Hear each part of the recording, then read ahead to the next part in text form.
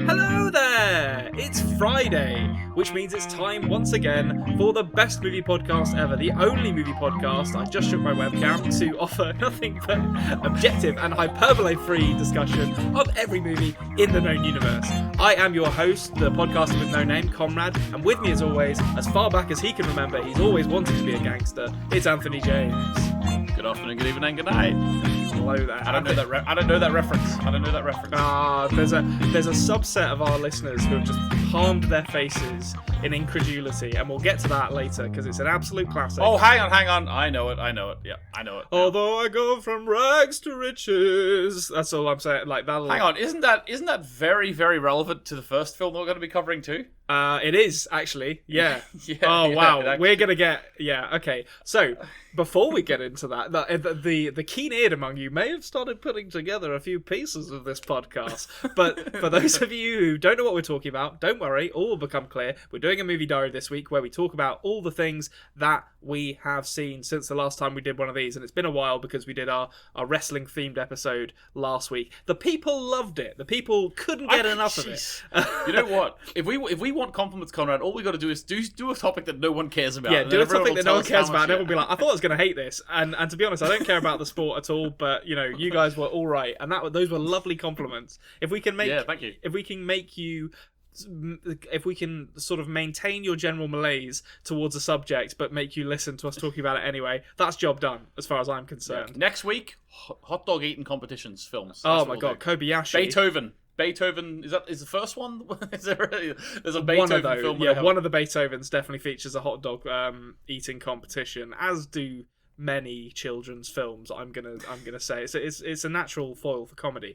But yeah, so we're doing a movie diary this week. If you are new to the show, please check out our other stuff on the Culture Cave on YouTube. Subscribe to us on podcasting apps if you haven't done that already. We're the best movie podcast ever. Give the show a like. Get involved in the comments. But other than that, I say it's time to talk about some movies. Let's do it. Movies. We all know what they are. We all know that we're here to talk about them by now. If you don't know that, I don't know what you're doing here. But stick around anyway. We need the views. We're going to start this off, I think. We've stumbled upon a theme, I'm going to say, this week. Unbeknownst to me, or really even to you, a pattern has emerged in our watching habits this week. So I'm going to say, Anthony, why don't you lead the way? Okay, so with something. If the plan has come to fruition, the name of this episode is Robert De Niro ruining the legacy of his career? And of course, this is in reference to his new film which has come out, The War with Grandpa. Now, it's actually called The War with Grandpa, but I'm seeing on IMDb here it's down as War with Grandpa, and then it says The War with Grandpa, original title, which makes me think somewhere in the world there was already a film called War with Grandpa, which... What's going on here? I guess maybe they called it War with Grandpa, anticipating that maybe there might be a sequel to this lucrative franchise, and then when this film came out, they're like, well, probably should salt the earth of that one and just call it The War with Grandpa. So don't worry, this is the only one. There's not going to be any more of these. It's funny you say that, because the film does tease at the very end that the war might be still going on. Oh, okay. Okay, so basically, before I get into the actual film, let's start the discussion, Conrad. So, the past, I'd say the last 2 decades, really, so probably maybe Meet the Parents started it off. Robert De Niro has been taking a lot of roles in these very substandard family comedy films. Yes. That seem to be relegating him to the point in which people of the next generation coming through, 15-year-olds, it seems like all Robert De Niro is going to be is whenever they get to 18 years old and they finally watch Godfather 2, he's like a trivia point. Yeah. It's like their parents go, you see him? It's the guy from Meet the Fockers. He's the old man from The War with Grandpa. You know what I mean? And the 18-year-olds are like, what? Yeah, I can't believe he was a good actor once.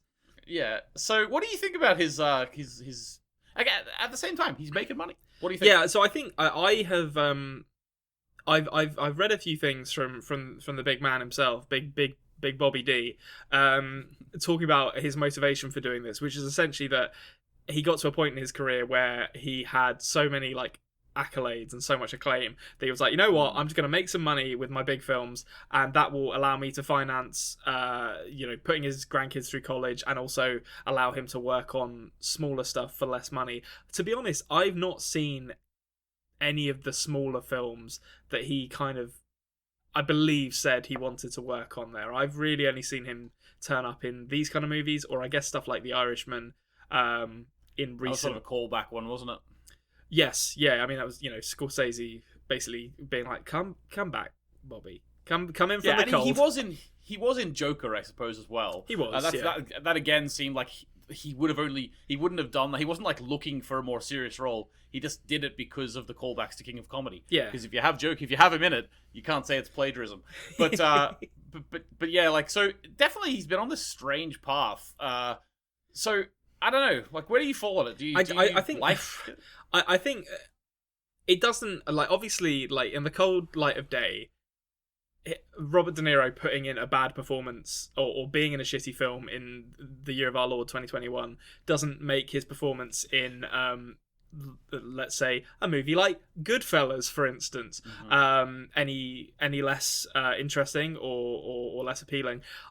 I do kind of think it's hard to like kind of, you don't want to be too judgmental of someone else's career choices, but it is a little bit disappointing to me that I think it does tarnish his legacy slightly, that it puts an asterisk at the end of his career, being like, watch everything that Robert De Niro was in up until the year 1995, and then after that, basically just watch, I don't know, like The Irishman and Joker. I don't even think I put Joker in there, to be honest. Certainly not for the Robert De Niro performance. It's better than Meet the Fockers. Like. I mean, it is, yeah, but I think if I was going to recommend someone, I thought Joker was okay. That's more of a Joaquin Phoenix vehicle. Yeah, I'd be like, watch it for the Joaquin, for stuff where it's like, oh, you need to see Robert De Niro's performance in this. Yeah. When you compare it to, like Raging Bull or, Mean Streets, where, like, these movies that are like defined by an amazing performance from Robert De Niro, I can't think of that many that he's turned in the last 25 odd years, which is sad. I think I'm not too judgmental about it, but because we don't truck in hyperbole here on the Best Movie Podcast ever. But at the same time, I do think it has tarnished his legacy slightly. What do you think? I think so. Like, to be honest with you, I'm going to assume you didn't like The War with Grandpa as well. Like, yeah, no, I didn't laugh once. I'll mention a few things about it. I don't want to go too long on it, but I will mention a few things about it. But I think we all know what it's about and we know what it's going to be like. But basically, in terms of Robert De Niro, I think because of the generation we are, he's actually always been like in Meet the Parents for me. He's always been this guy who had the great career before. So personally for me, I already feel like his legacy is tarnished for me already. Like in my generation, I already feel that way. And I don't know, like, I always compare him to Daniel Day-Lewis. I don't know why, because in my mind, like, there was talk that Robert De Niro was this big, like, method actor, Yeah. And, like, he took his art form very seriously. But the thing is, that doesn't really jibe with what I see as Robert De Niro in the last 20 years. Whereas the same things are said about Daniel Day-Lewis. And look at him. He's living up in a mountain in Wicklow somewhere, hasn't made a film in, like, 5 years, might never again, because he cares about the art form. Having said that, I can't blame the guy. I can't blame him. But I just mean, even for my generation, I feel that his legacy has been tarnished, because when I think of Robert De Niro, I do think of Godfather 2. I do think of Goodfellas, but I also think of Meet the Parents. Yeah, I don't know. Like that is kind of, it is slightly depressing that even, like, everyone makes bad movies occasionally. Pay the bills, whatever. Like I don't think. Like it's for us to judge that, but it is slightly depressing to me that when all is said and done on Robert De Niro's career, people are going. There are going to be people who remember him for Meet the Parents, which in a career as kind of rich as his is a bit like, oh guys, come on, please, exactly. go and watch Raging Bull, please. Exactly. So basically, War with My Grandpa. Yeah, it's very different from Bad Grandpa, I'm assuming, the Johnny Knoxville movie from. Well, the thing is, Robert De Niro was in another film a few years ago called Bad Grandpa. Oh, was he in Bad Grandpa as well? No. There's two Bad Grandpas. My God. What is going on with this? Is this an extended universe that I'm not aware of? Yeah, exactly. The Grandpa-verse. people were saying, like, you know, have you seen Bad Grandpa? I was like, yeah, that Johnny Knoxville film, that's actually, like, you know, off the wall comedy and stuff. You know, I enjoyed it. And they're like, no, you know, the Robert De Niro one. Oh, you mean like the little Fockers type thing? No, I didn't see that. But that's basically what this is. The War with Grandpa is every Robert De Niro from the last 20 years rolled into one. The premise is that he has to come and stay with his family, his daughter's family, because he was caught shoplifting and he needs to be minded, basically. I mean, that's the number one thing in the trailer is this shoplifting moment where he can't work the till that's automatic, so he just runs out with the stuff, gets tackled by a security guard. Okay. Which is really strange. There's a couple of really weird decisions in this film. Like, right, so at that moment, his little grandson Peter, who he eventually has a war with, is in the school, and he's talking, like, saying, like, you know, how was your summer? And he's like, it wasn't very good. My grandpa came to stay with me because he was caught shoplifting. And then it does like a Family Guy style, like, immediate cutaway to a flashback of his grandfather stealing. Okay. But then that flashback lasts the rest of the film. Oh, okay. Like, it's just like, it was literally like a Family Guy flashback, and it just lasted the rest of the film. Well, so the rest of the film is catching up to that moment. It's like a record scratch moment where it's like, this is me. You're probably wondering how I got here. And then, no, it's not like Baba O'Reilly playing over Emil Hirsch at the start of The Girl Next Door. It's not that at all. It's not that at all. It actually is like they never actually come back to that moment. Like, at the end of the film, they don't come back to that moment. Right. So what what purpose does it serve? I don't know. It was weird. They did one other Family Guy style flashback joke later as well, but that was actually used as a proper flashback joke. Oh, okay. I don't know. Something was lost in translation. I don't know what was going on. But basically, yeah. So there's a few points to this film, right? So basically, the whole idea is that they start doing pranks to each other because the grandpa takes his bedroom, but he wants his bedroom back. He's up in the attic. Sure. Things ranging from the grandpa destroying his castle in like a Minecraft type game, which he's been working on for 3 years apparently. 3 years. Which, come on. 3 years. Come on, you know, it didn't look that impressive either. But basically, also stuff like gluing a jar of marbles to it's just pranks, harmless pranks, harmless fun. Just a prank, bro.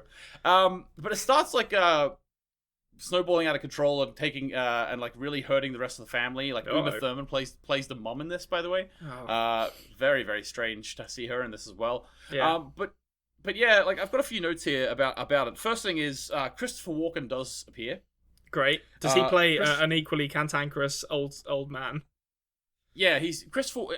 The way I would describe his performance is Christopher Walken does his best Christopher Walken impression. Sure. You know, that's all I can really say here, and just.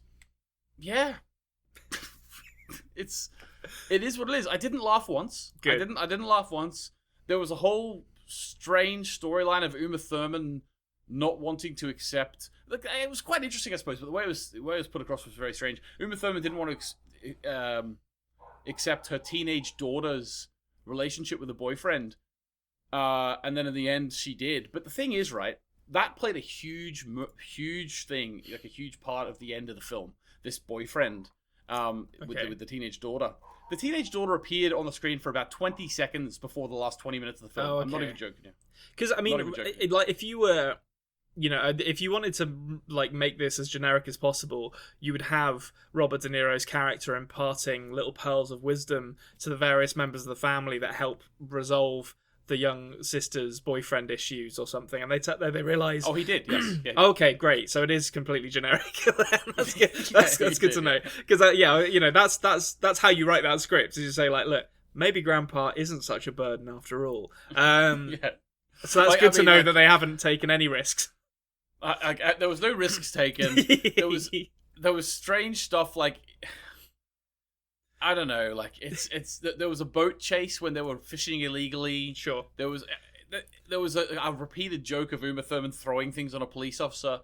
It was just standard, no risks taken. Not really. You're not looking for risks from this film, but you at least want it to be put across in a funny way and in a heartwarming way. Didn't get that from it at all. Was Kevin James in this movie? It sounds like suspiciously like a Kevin James movie to me. He's actually not. But I will say, see if you have a moment where you've got 4 old people and 4 young people having a dodgeball fight together, right? it's very clear that there's only one girl in each group of them. Yeah. The way that you show that you're not sexist as a filmmaker is to have those two be like have an unspoken allyship and always talk about girl power. Like don't come on, don't make like two of them girls. No. Just don't make 2 out of the 4 of each team girls. What you want to do is just have one of each, and then you can just say that they have girl power, and that covers that checks the box for you. Yeah, and as we know, only a quarter of the world's population are women, and they are always talking about being women. That's all they took. That's how all women define their identities. Is we are women. Don't worry about writing anything more than that. There's no more complexity to them, I assure you. And this film captures that perfectly. So very realistic in that regard. Okay, that's good to know that it's really hitting some high notes as far as plot and narrative complexity. Well, that sounds like do not recommend. That sounds like a fucking shit show, to be honest, and I'm not that surprised by it.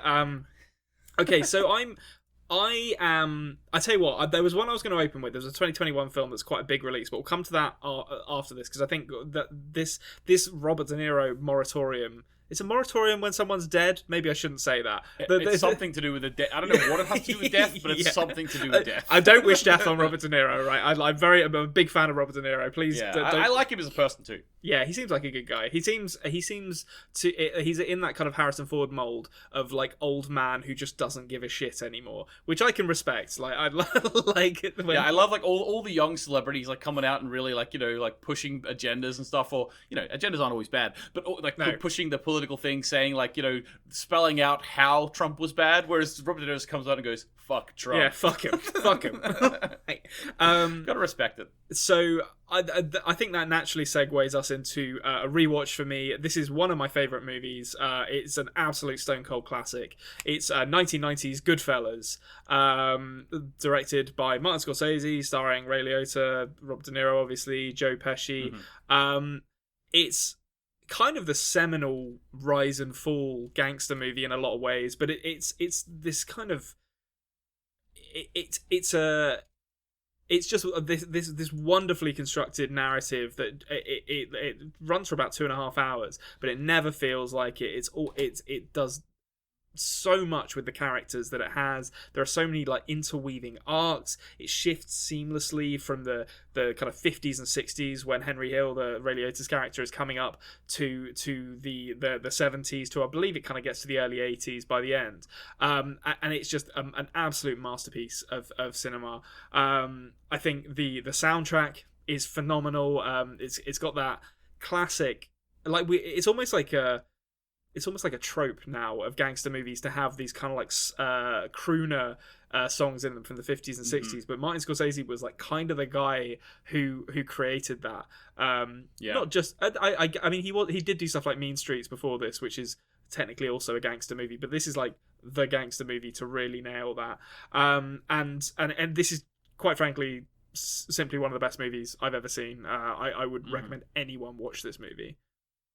Yeah, no, I have fond memories of this movie too. I haven't I've only seen it once, a good few years ago now, and I can't remember. Actually, it's probably time to rewatch it actually, because there's a lot of details that are fuzzy in my mind about it. But I as you say, I remember loving it. I love a film. We've talked about it in the podcast before. I love a film that sort of chronicles someone's life for a big span of their life, and goes through the years. I do love that. And yeah, I have very fond memories of this film. Martin Scorsese, one of his best. Yeah, so this is probably like a really good like sort of yin and yang. So we've got like the best of Robert De Niro and the worst. Yeah, I think De Niro is like Jimmy Conway in this. I don't know if I'd say it's his most complex performance, because his character, he's one of the few who doesn't get too much of an arc, but he embodies he embodies Jimmy Conway with so much character, as Joe Pesci does for Tommy DeVito actually, and Joe Pesci famously won an Oscar for his performance in this. They have such like charisma and presence that it is astounding how how great they are in this movie, and I think this is a great example of a movie that would be amazing even with lesser actors in it, but the performances from the three leads just elevate this, and the technical aspects are amazing as well. So obviously a lot of people go on about the really striking Steadicam shot where Henry Hill is taking his soon-to-be wife in the back of the Copa. They want to skip the queue, so it like follows them through this kind of maze of kitchens and back rooms at the Copa, and brilliantly lit, great blocking with actors coming in and out of shot, incredibly complex.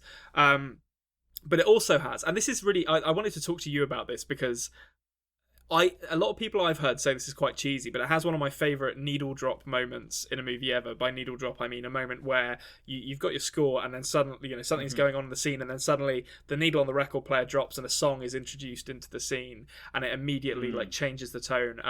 And the scene in this that I absolutely love is the moment after what's called the Lufthansa heist, where Jimmy Conway essentially decides that he's going to kill a bunch of people involved in the heist to kind of secure his own interests in it. And it's just this slow zoom of Jimmy Conway, Robert De Niro's character, at a bar smoking while Sunshine of Your Love by Cream plays. And I love it. I remember I saw it for the first time when I was probably about 17, and I was like, that is one of the coolest things I've ever seen in a film. And I still think so now, to be honest. Sunshine of Your Love, of course, famous for being part of Guitar Hero 3. Yep, that's what it's famous for. Don't let Eric Clapton tell you any different. Actually, no, hold on. Was he? I think he was in Cream. I'm not sure Eric now. Clapton. Yeah, I feel like Eric Clapton was in Cream. I may have just exposed my lack of 70s rock knowledge there. Yeah, I'm always certain that Sunshine of Your Love was. Or have you? Let us know in the comments. Yeah. Get that engagement up. Get that Cream talk in the comments. Yeah. Put that Cream in the comments, guys. Yeah. We know Cream rises to the top. Put it down in the comments. Yeah. Right, guys. What I'll say is, I need to watch this film again. I remember Joe Pesci. This is what I'll say. Right, we've just talked about Robert De Niro and how his legacy is sort of ruined for me, even because just Meet the Parents and stuff. Yeah. But I grew up with Joe Pesci, obviously. In Home Alone. Yeah, and he is great in Home Alone, though. Like, he is great in Home Alone. He is. No, he is. But I will say this. When I think of Joe Pesci, the first thing I think of is Goodfellas. Yeah. And I saw Goodfellas a good 10 years at least after I saw Home Alone. Goodfellas is not a childhood film of mine, whereas Home Alone is. But Joe Pesci was able, with this performance, to rise above that. He's now, I'm not so good in this. I'm not saying that Robert De Niro also didn't have a performance as good as Joe Pesci in this, which made him rise above Meet the Parents. But I don't know what it is. There's something about Joe Pesci which the Home Alone definitely is there, but it's separate for me in a way. I mean, Joe Pesci, I think, is probably more charismatic, or the character he's playing is more charismatic than Jimmy Conway, which I think helps. So Jimmy Conway doesn't get a single scene that is as defining for a character as Tommy DeVito's "Funny how, like I'm a fucking clown, like I'm here to amuse you." Like that was a terrible impersonation. I apologise to any Italian Americans or Italians. Nowhere near high pitch. Yeah, I can't get there. I haven't got it in the register. But that was my honest Joe Pesci attempt. But that scene is parodied. There's loads of bits of Goodfellas that are parodied at this point because it's such a famous and well loved movie. But that funny how scene is such a brilliant scene just because of how it goes from the charisma of Tommy DeVito, like everyone's laughing and you feel like you're part of the the gang who are laughing at the stories, to this immediate tension and then back to laughing, and it's incredibly funny and then incredibly tense and then incredibly funny again, and it's all in his performance, which he is amazing in it. I think Robert De Niro is more of a like kind of persistent, mysterious, slightly threatening character in this. I think if I was looking for a kind of career-defining performance for De Niro in the same way that Pesci's got in Goodfellas, I'd probably look at something like Raging Bull. But it's King of Comedy, I'm telling you. And King of Comedy, I still haven't seen King of Comedy, but I've heard amazing things about that. I think it's also difficult for De Niro because he's had so many great movies, whereas Joe Pesci had less. And maybe that's why, because my mind goes to Goodfellas for him, whereas Robert De Niro, my mind doesn't go really anywhere because he's got so many good ones and so many bad ones. Yeah, absolutely. But yeah, so Goodfellas, I don't think I need to say that much about it. If you haven't seen this movie, it is amazing. It's one of the best gangster movies and one of the best just full stop movies ever made. So do yourself a favor, seek it out. Yeah, awesome. Okay, good stuff. We're gonna go to my next one then. Yeah, let's do it. Okay, so my next one, cast your mind back to 1992. Hold on one second. Year... Okay, I'm in 1992. Whitney Houston is top of the charts. The Bodyguard is in cinemas. I was 1 year old. Remember it well. I remember it well. 3 years before the stick up the throat incident. We'll talk about it another time. But basically, okay. So basically, I'm asking cast back time. Robert Zemeckis was king of the world, right? He was up. He's had Back to the Future 1, 2, and 3. Yep. He's got a film in production. Forrest Gump's coming. He's riding high. Years. Yeah, he's got another couple of years coming. What does he choose to do between Back to the Future 3 and Forrest Gump? I don't even know what this movie is. What did he choose to do between Back to the Future 3 and Forrest Gump? Death Becomes Her, starring Meryl Streep, Bruce Willis, and Goldie Hawn. Oh, is this the one where she dies and comes back as a ghost? No, she's not a ghost. She's like, she takes a potion that makes her like, basically, she can't die. So like she's technically dead, but she's like not dead. Yeah, I know exactly what this movie is. I did not realize this was really a Robert Zemeckis. That's interesting. Robert Zemeckis 2 years before Forrest Gump. Yeah. So this is such an interesting. If you were to watch this now, right, without knowing the context of when it was made, you might just think terrible film from back in the day. But the fact of the matter is, this was made in 1992. This film is 100% a callback to Rocky Horror Picture Show, Little Shop of Horrors. You know, those farcical, over-the-top, comedy sci-fi things. Yeah, like comedy horror almost. Like comedy horror. Yeah, it's calling back to them. Even in the way it's shot, it doesn't look like it's made in 1992. If you were to watch this film, you would assume it was made late 70s, early 80s. You would just assume that. Yeah, because of the style of the camera work, the style, like the costumes. Bruce Willis has these huge glasses with a mustache. He looks like he's something out of Rocky Horror Picture Show or something. It's really crazy and it's funny and if you haven't seen this film, go and watch it because you know by no means is this a classic, but it is calling back to classics of this genre, which is hard to pin down for me. It's like a very particular farcical. It almost feels like a Noel Coward play. Yeah. So, I mean, like, it's got goddamn Meryl Streep in it, so like it's you know, there's some quality here. Like, yeah, Meryl Streep does a good job in it. Like, but it is very over the top. Like, it's meant to be, you know. It's very much like Blithe Spirit. Like, so Blithe Spirit was an Noel Coward play where one wife comes back from as a ghost through a medium, you know, sort of looking for her in the afterworld or afterlife, whatever you say. But it's like that.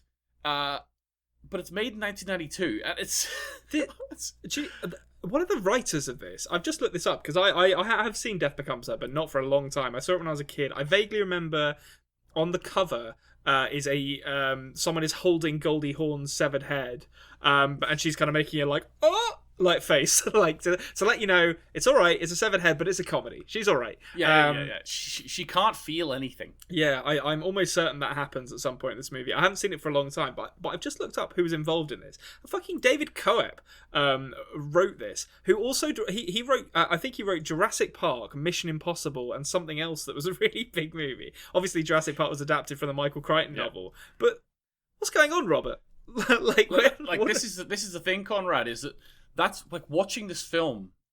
The reason why I actually really liked it was because watching it. It's made in 1992, as I say, but the style and the genre of this film, it is very much a callback to late 70s, early 80s, just farcical comedy horror.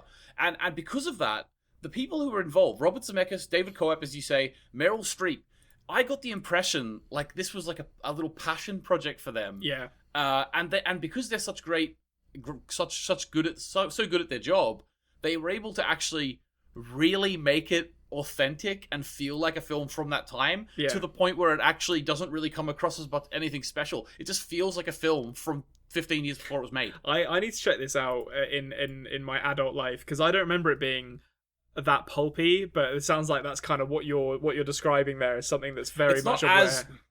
it's like it's not as pulpy. Like, it definitely knew the year it was being made in terms of that.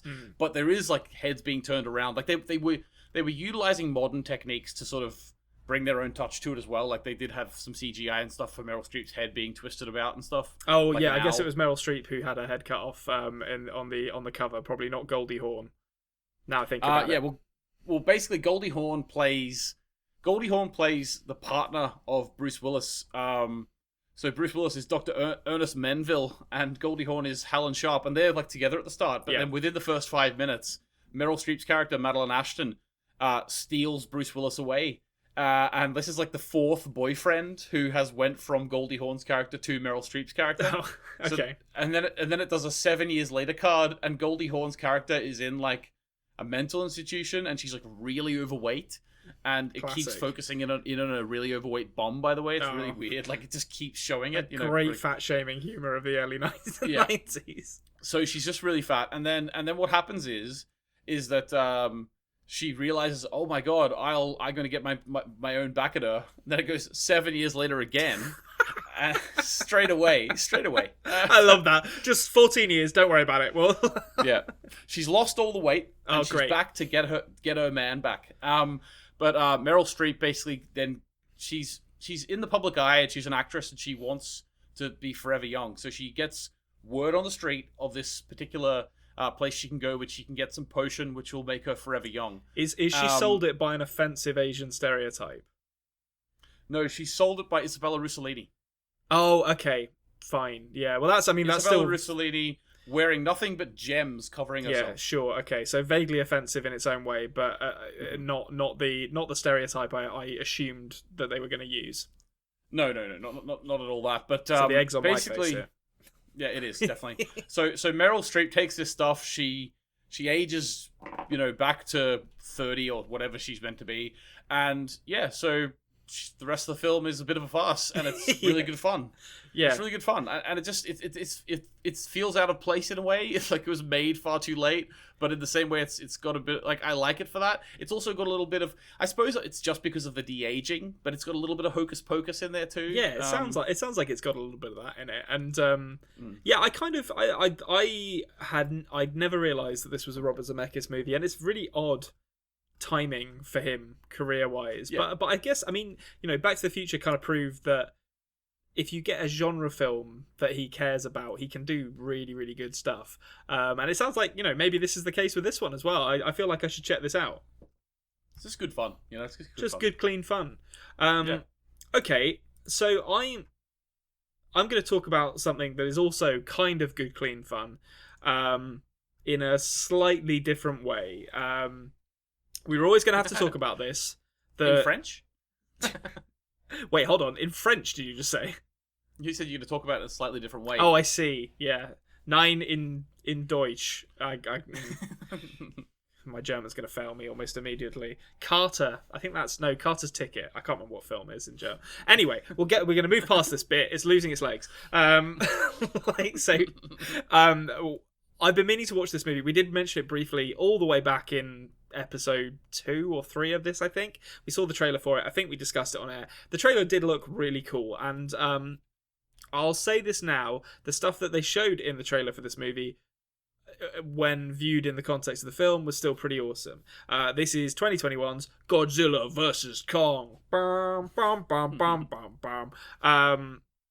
This movie is as dumb as a bag of hammers is the first thing I'm going to say about it. It is fucking stupid. It was written by Eric Pearson and Max Borenstein, but if you told me there wasn't a script, I would have believed you, because there are a bunch of human characters in this. Not one of them has an arc or anything that looks like character development. They purely exist to push the plot along for the next monkey versus lizard fight. But I will say the monkey versus lizard fights are really fucking cool. So it's kind of you have to go into it setting your expectations at a reasonable level, I think. Basically, the plot, and I will say this as someone who didn't see Godzilla King of the Monsters. I skipped that one because I heard it was terrible. So the plot is essentially Kong's in captivity on Skull Island. They've built like a Truman Show dome around him, and he's aware he's in it as well. So he's like constantly throwing logs through the wall a bit, rather than the old "in case I don't see you" thing. He's not. He doesn't do that. And he's not kept captive due to nightmares about his dad drowning. And then for some reason, there's like this might be from the previous movie, so I'm not going to criticize it too heavily. But for some reason, the scientists who kind of like run this dome are sending this little girl who speaks sign language in, who I believe was one of the natives who lived on Skull Island before something fucked it up. Well, to speak to Kong. Yeah, which I don't know. It seems unnecessarily dangerous to send a little girl in. Like, yeah, we can teach someone else sign language, guys. Like, there are other people who speak sign language. But either way, Kong's in there. Godzilla is back fucking up the coastal facilities of shady cybernetics company Apex Cybernetics, who are obviously the bad guys from like they're the bad guys. He was like a hero in the last film. He killed Ghidorah and Rodan and Mothra and all that. Like he saved the day basically. Essentially, the two of them, we find out early on, are both alphas, which is, if they're brought into contact with each other, they're gonna fight because there can only be one alpha. Oh yeah. Totally aside from that, scientists from Apex Cybernetics we need to find this thing called Hollow Earth, which is like an inverted Earth at the center of our Earth where all the Titans live, because there's some energy source that we need for something. It doesn't matter, but basically Kong can help them find the energy source, so they need to take Kong out of his Truman Show dome and let him guide them to the passage to Hollow Earth. And unfortunately, obviously that means Godzilla's like, oi oi, Kong's out. Time for a ruck, and they have a bunch of fights. That's really all you need to know. There are some great fights in this movie. So the one that was featured prominently in the trailer with there's two really. So there's one in that takes place on where Kong is being transported on. Literally just on the deck of a cargo ship. He's like lying out like a drunk on a sun lounger, just like arm trailing in the water behind him, and he's like moving around. He's not fully sedated either, so he's moving around a lot. Which I mean, I'm not a Navy man, but I'm pretty sure that affects how boats travel when like a 2,000-ton monkey is just like on the boat. But whatever, that's irrelevant. Godzilla turns up and messes with a bunch of ships, and then Kong and him fight on jumping around ships in the water. That fight is really, really cool. I will say the logic of jets in this world I question, because they always seem to be like, we're going to fire some missiles at these monsters, but we're also going to fly just close enough that they can whack us with their tail. And it's like, you're a jet. You don't need to be that close. You can fire you can fire these missiles from 2 miles away, guys. Don't fly close to them. It's really simple. And then there's another fight in Hong Kong, which is I don't know what Hong Kong looks like apparently, because it's presented. This is like a kind of present day movie, but it's presented at nighttime as this neon paradise with all these skyscrapers with neon piping around them. It's awesome. I don't know if Hong Kong actually looks like that, but if it does, I'm not sure. It's amazing. The fight sequence there is phenomenal, I will say as well. All of the fights in this are really cool, but it is a really dumb movie. Okay, well that's what I expected from this, to be honest with you. I think that Alexander Skarsgård, as far as I remember, it's his brother I'm thinking of. Thank goodness for that. The one who plays it. I think his brother's the one who plays it. Bill Skarsgård. Yeah. Well, I think that Bill Skarsgård was down to be in a film called The Northman, which is Robert Eggers who did The Lighthouse. Yeah. And I'm really looking forward to that film. My wife actually worked on it, but I know I'm probably not going to say that, but she worked on it. I'm not giving you any more secrets. But I'm really looking forward to that film. But I think Bill Skarsgård, according to the news reports, Bill Skarsgård had to pull out of that film because of whatever reason. I think Alexander Skarsgård is still in it. So that's good. I was worried there for a minute because I thought to myself, he didn't pull out of that film for this, did he?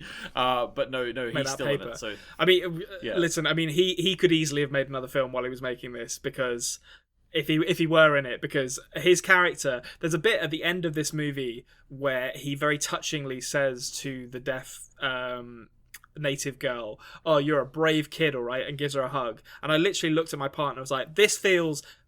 these characters have literally not spoken to each other in this movie up until to this point. Like, this is an unearned secret. They are just hoping, because I mean, admittedly, they have been in proximity to each other, but I'm fairly certain they do not exchange a single line of dialogue or signed dialogue, and they're just hoping we haven't noticed. That's because they cut all their scenes out because they wanted more fights. Well, I think that is genuinely what, like, so this movie basically lives and dies on its fight scenes, and then some really cool reveals. Like there is so the one thing I will say in terms of the non-fight aspects of this movie that I really loved is the production design is just as stupid as the movie, but it's kind of in a knowing way. So that like there are these ships that they need to pilot to go through the portal to Hollow Earth, and they're called heave ships. It's like it's an acronym. I don't know. It stands for something. Heavy Earth, or Hollow Earth, probably. Actually, thinking about it, alternate velocity. Vehicles. Let's say vehicle, sure. But like we don't know what they look like until they get in them. And when they get in them, this crew are wearing matching gold and black jumpsuits, and the ships look like something out of like a 70s sci-fi. Like they've got red LED piping along the sides, and loads of like blinking lights. Little that plexiglass domes. Yeah. Well, not domes, but the entire front is like plexiglass. They look like ships out of a cheap 70s sci-fi, which I was 100% on board with. And there is a big reveal which comes shortly after this, where the score, which is like Godzilla's theme, is kind of reworked in these movies, and it's really cool. The score is great, but it drops that and brings in a bunch of synthwave as a big reveal happens, and it was a proper fuck yeah moment for me, even as someone who doesn't really care. But yeah, so the production design is great. The action sequences are great. The plot is stupid. They have to have these special ships that fly through the portal to get to Hollow Earth, but for some reason a monkey can just fall through it and be fine. I don't understand. You can't ask any questions about this movie because you simply won't get answers. And I will say this again and again until I'm blue in the face. Millie Bobby Brown is not a very good actress. I don't know. She's so miscast in this movie.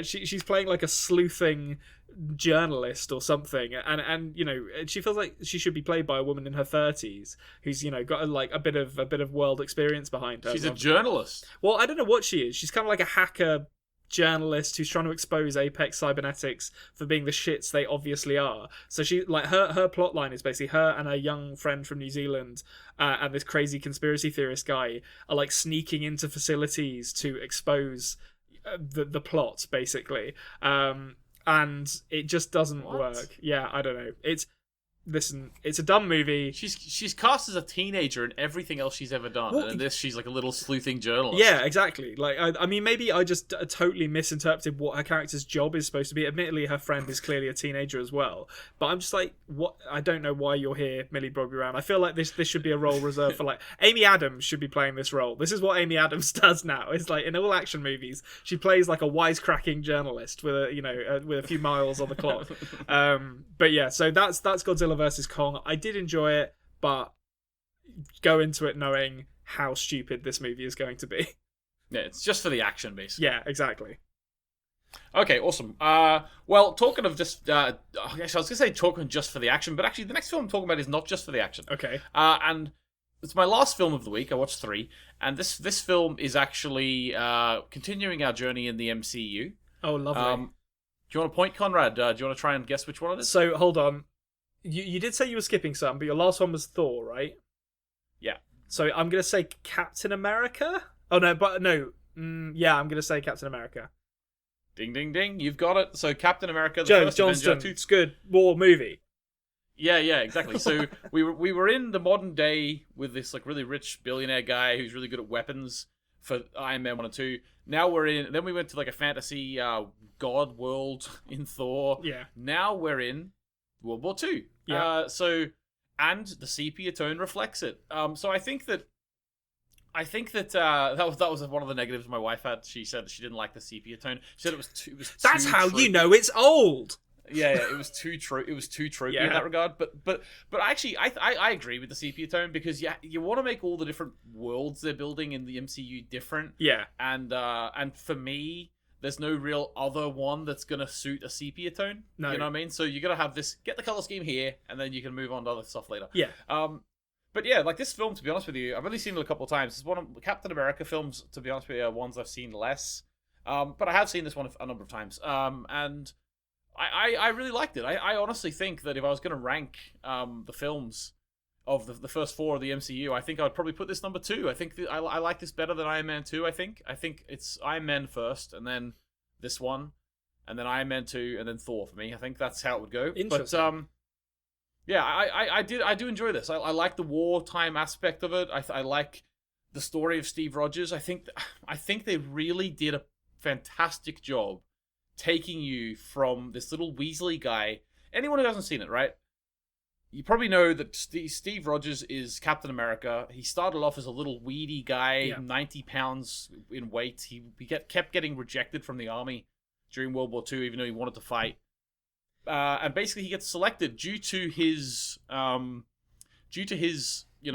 empathy and his mental attributes. He gets selected to there's no quitting that dog. There's no quitting him. He keeps getting knocked down. He always thinks he has people on the ropes. He's a great little fella, and he gets injected with this serum, which makes him into a super soldier. Turns him into Chris Evans. Turns him into Chris Evans. Yeah. And Chris Evans basically... I guess he had Chris Evans' head before, to be fair. Yeah, but the thing is, just because he has this big monster, this big body now, and he's really strong, and he's fast, and he can swim really fast, and he can do everything really fast, he still isn't respected, and he still isn't let into the army, really. He has to go and just be basically like a face. Like he's a bit like Uncle Sam, like I Want You. And he just goes around. Captain America is sort of to get people to come into the army. That is until his best mate Bucky gets kidnapped, and he defies orders and goes to save him. Yeah. And I'm gonna be honest with you, Conrad. You said that there was a moment where you were like in Godzilla vs Kong where you were just like, I know this is stupid, but fuck yeah, right? Yeah. I have to say, when we've had the whole film of him starting off as this little weedy guy, like I know it's Chris Evans. I know it's the guy with a banana in his ass from another teen movie. I know it is, right? But when he has that little weedy body, and he has the heart, and then he gets the body, and he's still not allowed in the army, and then he finally goes and he fucking kills like 200 Nazis, gets his friend back, gets back into the thing. All the soldiers who were laughing at him then say, let's hear it for Captain America, and everyone starts cheering for him. I'm gonna say, Conrad, I was moved by it. You know, they effectively built this character. Yeah, and it's when you finish watching this film, you forget that you've never seen a Captain America film before. Oh yeah, I mean, I think this movie is great for that. I think the introduction of like the Howling Commandos, like the guys who are like his buddies, and I like just that little kind of middle section of this movie where they're just fucking up Nazis for like half an hour. Yeah. It's so good, and it's what. So there was 2 questions actually I wanted to ask you about this, because I loved this movie when it came out. This was probably my favorite MCU movie at the time. So first off, how does the Chris Evans pre-transition look? Because I remember that looking weird in 2011 when this came out. 11, yeah. You saw the pre-production shots, like, but basically, it worked okay. It didn't look perfect. Let's be honest. It didn't look perfect. You could kind of tell. I think Ema, when we were watching it, really honed in on what the issue was. It's that Chris Evans' jaw is too wide compared to the person they had playing it, right? Yeah. So his mouth was like right next to the side of his face. Yeah. Like whenever they tracked his face on it, it was like his face was too big. You know? Yeah. I don't know how they could have fixed that, but I don't think there's a lot you can really do, to be honest. But I think it's. I just remember it looking a bit weird, and that feels like the kind of thing that's going to continue to age poorly as time advances. Yeah, well, it didn't take me out of the film. It works. It does work. There are certain. His head just is a bit too big. You know, it looks. It's a little strange. He looks a little bit too childish because of his head being a bit bigger. You know. Yeah. Which sort of it doesn't really take me out of it. So as I say, I honestly, Conrad, when I think back, right, we've got Thor as a superhero. We've got Captain America as a superhero. We've got Iron Man as a superhero. I honestly, this is how successful these films were. I honestly can't remember my mind before I knew about these superheroes. I didn't read all the comic books like other people. Like you read a lot of comic books. Yeah. I didn't read all the comic books. I knew Captain America existed. I knew Iron Man existed. That's all I really knew. Before these films, I didn't even know his name was Steve Rogers. Yeah. Didn't even know his name was Tony Stark. But as soon as you finish watching that film, you're as familiar with the superhero as you are Batman and Superman. Yeah, and I think that is something that gets lost, I think, a lot in the conversation about these, is how good a job they did at onboarding people to these characters. Because as you say, like I knew who Captain America was. Like, I read a lot of comic books. I played Marvel vs. Capcom, like the video games. I loved a lot of these characters. And the balancing act they struck in a lot of these movies to keep fans like me, I don't want to say like me, because I'm not the kind of person who'd have been like, you ruined Thor, if they didn't do it well. But, you know, some people would have. To keep fans like that happy while also introducing millions of new fans to them is astonishing, I think. And I will say as well, for this movie in particular, I kind of loved Joe Johnston's approach to kind of introducing a fantasy element to the Second World War. I think you see like the alternative to this in something like the first Wonder Woman movie, where it's in World War One, and it's very, very, it tries to be very true to what World War One was like in a less grim way, but it's quite faithful. Whereas this, you've got like there's a moment in, I can't remember why he's there, but he's in like a town with a big church tower. I think it's the first time he meets Red Skull, actually, and there's this huge tank that rolls up on him. It's clearly not a real tank, but there are these kind of cool fantasy elements that he introduces, which I was really into, because it's almost like an alternate history, almost kind of like a steampunky vibe that really appealed to me.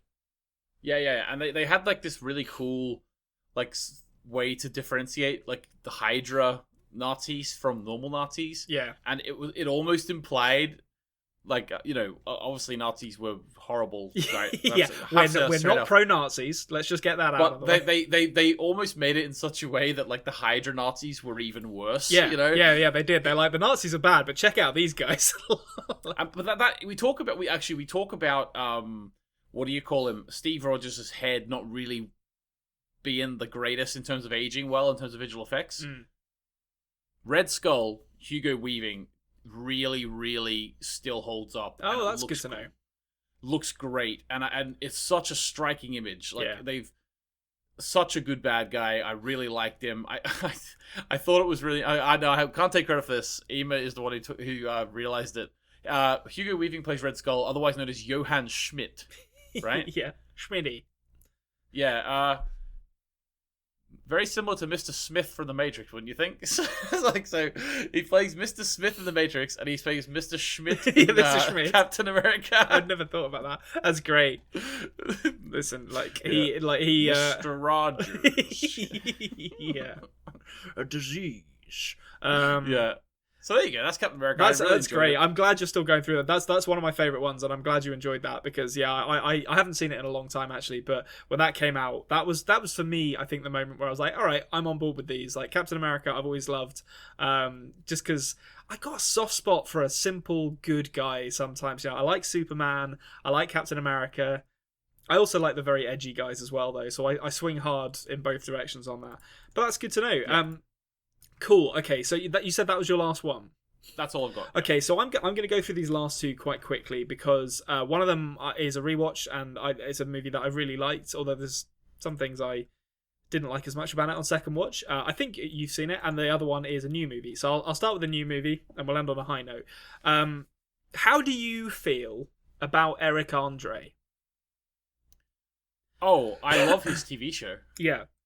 The Eric Andre show. Yeah, so I really like Eric Andre. I think he's really funny. I love his absurd kind of gross out form of humor. I think it's very provocative, and it works really well. However, an hour and a half of it sustained with no reprieve at all is a lot. So 2021's Bad Trip was an experience that I won't soon forget. I'm going to say that much for it now. But holy shit, was it hard to watch. And I know that's kind of the point. So basically, what this movie essentially is a very loose narrative. Excuse me, a very loose narrative. Eric Andre's character, Chris, works in a deli, like a smoothie shop or something, and he's visited, like, his life is going nowhere. He's visited by a girl from, well, now a woman from his high school, who he's like, she you know, he's like, tries to ask her out. She says, I'm going back to New York, but you should come look me up at my gallery. He takes that as a sign that she's the one that he's meant to be with, and so this sparks an odyssey where him and his friend Bud, who was Daniel Kaluuya's friend in Get Out, go on a cross-country road trip to meet the woman of his dreams again. And this is a very loose narrative that basically allows them to do a bunch of Eric Andre sketches with the members of the general public, where things get increasingly awful for them, I'm going to say. So, is there an overarching, like, message like there would be in, like, say, Borat or something? No, I mean the message is he's trying to get with this girl, and it's like a buddy road movie essentially. You know, he and his best friend Bud, you know, they have fallings out, they get back together. It's very, very generic, the narrative. So he's not like Eric Andre's not trying to make some sort of political statement with this. I don't think so. He's touched upon that sort of stuff in the past.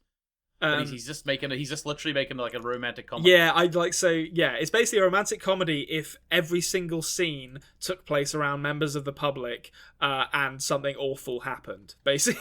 Right, okay. So, I will say some parts of it are really funny. I think there's a character pursuing them, because obviously you need an antagonist, played by Tiffany Haddish, who is Bud's younger sister, who is in prison. I like Tiffany Haddish. Yeah, Tiffany, she's really funny in this, and she gets basically all the actual jokes, I would say. She basically plays a convict who breaks out of prison in a very funny scene where she drops out from underneath a prison van and asks a man cleaning a wall to help her, who's, you know, not involved. And then she keeps on coming back and being like, trying to hug him, and then like prison guards keep asking him which way she went. It is very funny, but she's pursuing them because they've stolen her car, basically. So she gets most of the jokes, and there are some very funny bits in this movie, but there is. Okay, so I'm gonna name some things that happen in this movie just to establish what kind of stuff you're expecting to see here. So this is the first half hour of this movie. We have Eric Andre's character putting his hand in a blender in his smoothie store or whatever, with fountains of blood spraying everyone and him screaming. We have him projectile vomiting over a crowd at a country and western bar. We have him and his bride-to-be in a dream sequence assaulting a blind man in a park while everyone watches, and him being graphically sexually assaulted by a gorilla at a zoo after he decides to climb into the enclosure to take a picture of it. So that's the level we're dealing with here.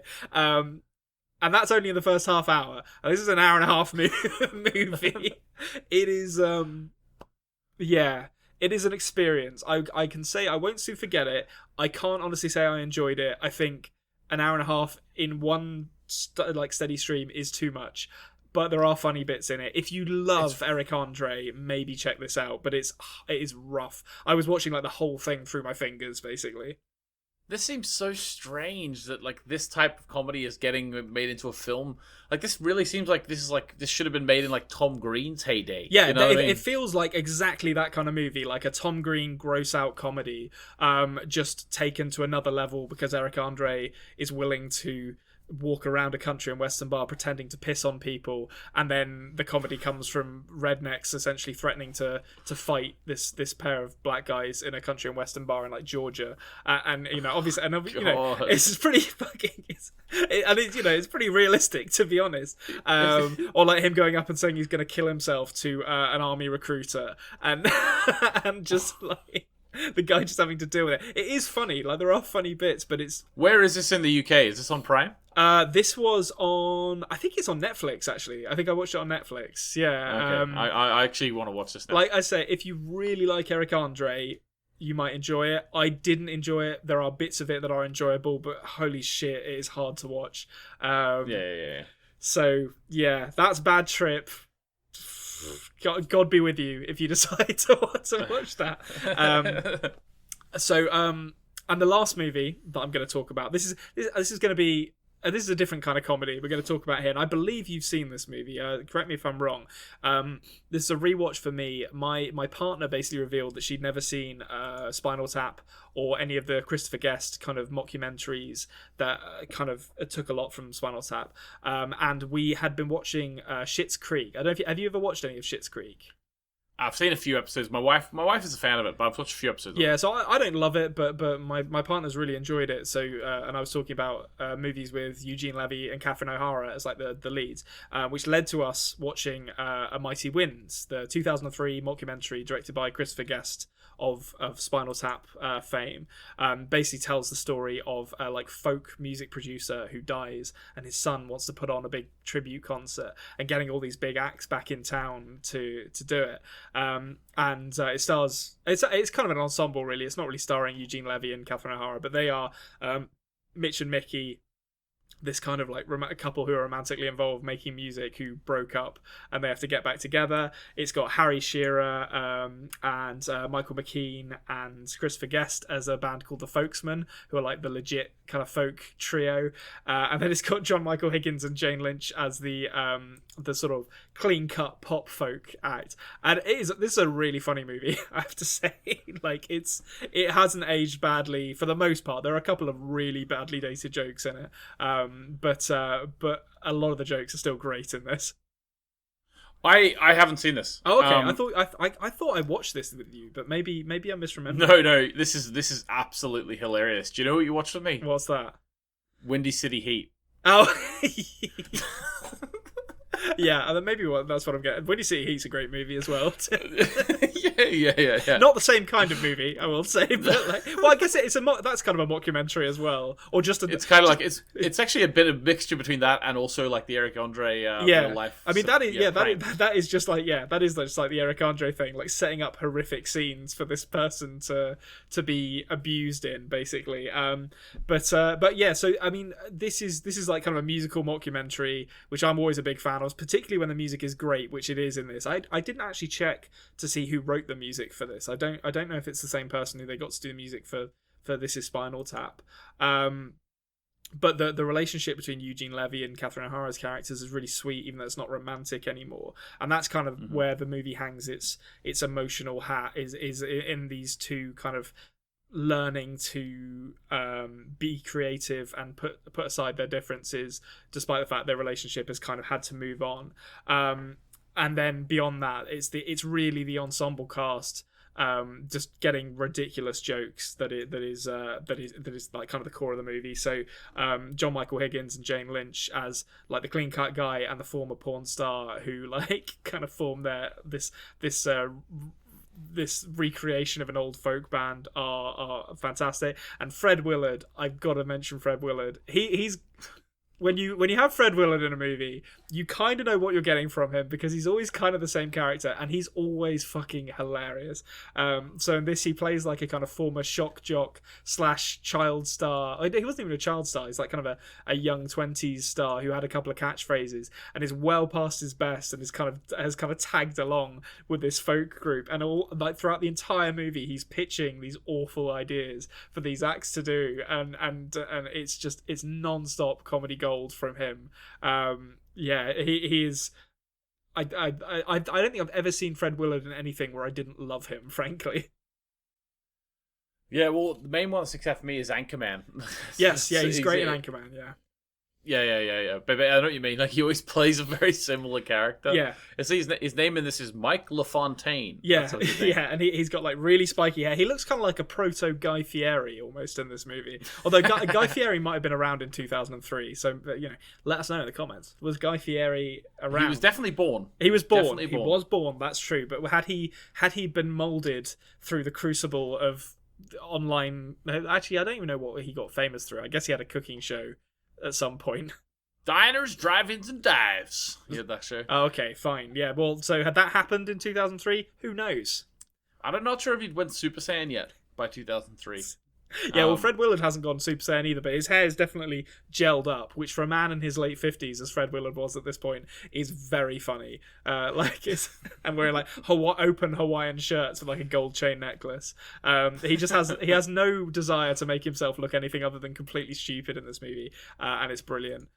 So yeah, it's still very funny. The music's great. I will add a brief addendum to say that the folksmen include Harry Shearer, who a lot of people will know from The Simpsons as like the voice of Seymour Skinner and a bunch of other deep voice characters, and basically his character is played for laughs as he's kind of strangely effeminate for like the bass singer in this band. He moisturizes his skin and he looks after his nails, and then at the end of the movie, or in fact actually in the ending credits, like an epilogue in the ending credits, it's revealed that he has come out as trans and is now a woman, and it's played completely for laughs. And it's one of those things where it's like, oh mama, that joke could do with not being in this movie anymore, to be honest, because it is. Yeah, it's like back in that era, like even though it was only 20 years ago, like it's not long ago that even the word tranny was acceptable. Oh, absolutely. In films. Yeah, like I it's interesting how much stuff has changed for the better, I hasten to add, in the last even 10 years probably. Mm-hmm. Like I look back to stuff that I found funny, and I kind of look at the lyrics of it now, or the makeup of the jokes now. It's like, Jesus, that is not aged well at all. I can't believe that was okay. And this is a great example of that. It's a really good movie, and it's a shame that it has that joke there, because for the most part the humor in it is very innocent. It's not really poking fun at anyone, so it's this really kind of oddly mean-spirited joke that comes at the end of what is otherwise a really wholesome movie.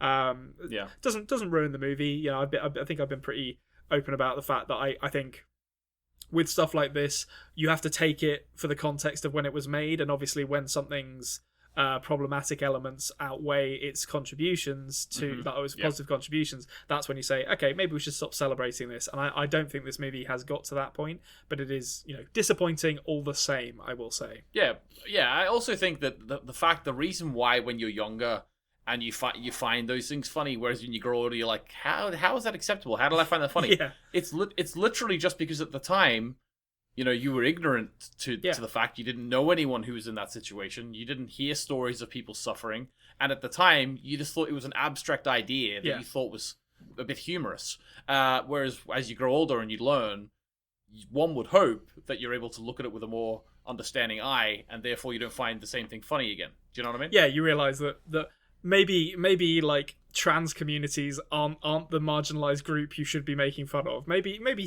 target people who are a little bit better off. Like punch up. Yeah, exactly. Punch up. Maybe that would be a good idea. No. And to be fair, this movie does plenty of that as well. But yeah, that joke does not land. It's a bad joke. I didn't appreciate it at all. Well, when you punch up, it's satire. When you punch down, it's bullying. Yes, exactly. That's an excellent turn of phrase, and an excellent message on which to end this week's show. I'm going to say we've punched up at Robert De Niro's career this week, and hopefully, Bobby, if you're listening, we love you. Please go back to making good movies, because God love it. It's like pulling teeth sometimes getting through the last 20 years of his career. So this is naturally going to lead us into asking, as we always do, one simple question, and that is, Anthony, what is your favourite movie? It's got to be Death Becomes Her. Great. I'm going to watch that movie. It sounds really good. My favourite movie is Goodfellas. It goes without saying. Join us next week, please, for another movie diary. No more themed episodes for a little while. I think we might have to talk about one off air. We might have one in the pipeline. We'll see. We'll see what's happening. But next week's going to be a movie diary. Thank you to Nancy Wyatt and Jared Iscariot for the use of our theme song. You can find links to their stuff in the thing down there on YouTube. Thank you to you for listening. If you haven't already, please subscribe to us. Not you, Anthony, to the listener. Please subscribe to us at The Culture Cave on YouTube, or the best movie podcast ever on podcasting apps, if that is your preferred method of consumption. And we will see you same time, same place next week. And cut.